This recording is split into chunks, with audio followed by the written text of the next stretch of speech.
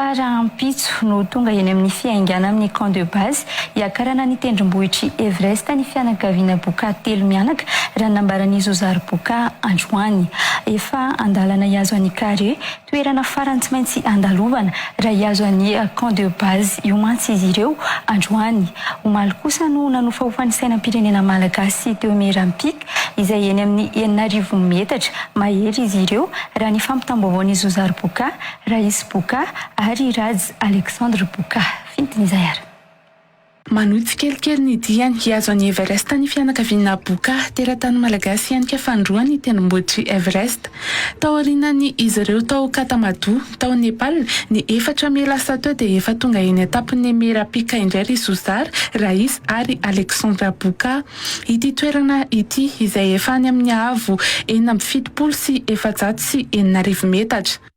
Vita ny Merampika zao zay efa vita Merampika 6472 mètres. Tour de Merampika. Très heureux d'avoir fait Merampika. 6470 mètres. Juste magnifique. Alors, porter le drapeau de Madagascar avec les enfants. Je sais que les enfants sont prêts. C'est ce que j'ai découvert à Merampika. Les enfants sont vraiment prêts. Les deux frères ont une complicité énorme, formidable. Ils se motivent l'un l'autre. Andalana iazo any Kera indray ny fianakaviana Boka taorinany nandalovana tao Merampika midina any amin'ny 700 sy 400 metatra indray araka izany izy ireo mba hatongavana any Kera io raha ampitso kosa no tonga eo amin'ny fiaingana amin'ny camp de base ianiana ny tendrombohitry Everest ireo teratany malagasy telo mianaka ireo.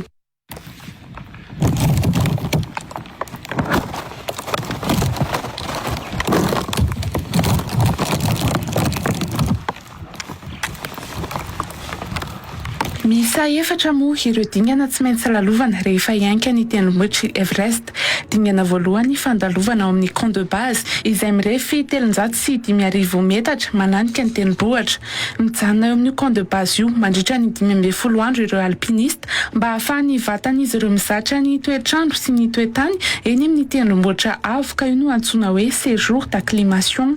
Rehefa vita io séjour d'acclimation eo amin'ny camp de base io ireo alpiniste mamonjy ny toby voalohany na ny camp voalohany mielanelana 700 metatra ny camp de base amin'ny toby voalohany izay atao eo amin'ny adiny 9 hatramin'ny adiny 12 eo any amin'ny 109 metatra moa no misy ny camp voalohany 50 sy 400 metatra miala ny camp voalohany kosa no misy ny camp faharoa mampiavaka an'ity ampahana tendrombohitra ianiana ity ny hafanana be izay mahatratra hatrany amin'ny 730 degré Celsius eny ambony tendrombohitra eny mirefy 700 metatra kosa no manasaraka ny camp faharoa amin'ny camp fahatelo ary atao eo amin'ny adiny 4 hatramin'ny adiny 9 eo ny lalana. Isan'ny tena enjana ihany koa ny fianiana amin'ny ampahana tendrombohitra antsoina hoe La Lhotse io no ilay tendrombohitra mahitsy be toy ny rindrina ka antony antsoina azy hoe mur de glace. Tsy maintsy mifanmatotra amin'ny tady ireo alpiniste rehetra eo amin'ny ity dingana ity satria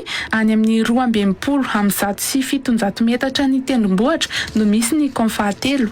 Rehefa miala eo amin'ny toby fahatelo hamonjy ny toby faha-4 na ny camp 4 no ahitana ny ranomandry tena malemy dia malemy tokoa.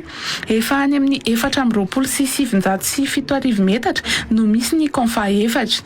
Ny dingana afarany avy eo amin'ny toby faha-4 hatrany amin'ny tampony tendrombohitra na ny sommet no antsoina hoe zone de la mort 700 metatra ny elanelany toby faha-4 sy ny tampony.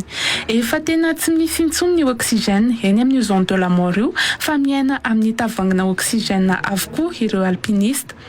Vao maika mihamafy ny antsoina hoe mal de montagne mahazo ireo alpiniste ireo eo amin'ny toerana io ary noho ny tsy fampiny oxygène any amin'ny ato dia mety hofanina sy manao hallucination izy ireo.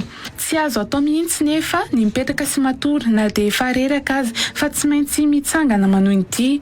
Ireo rehetra izay efa kely hery ka tsy mahavita mitsangana dia matory mandrakizay eny amin'ny tampony Everest any ankamaroany. Efa mahatratra 200 izao ny vatana mangatsiaka amintsika eny amin'ny lalany zone de la mort io.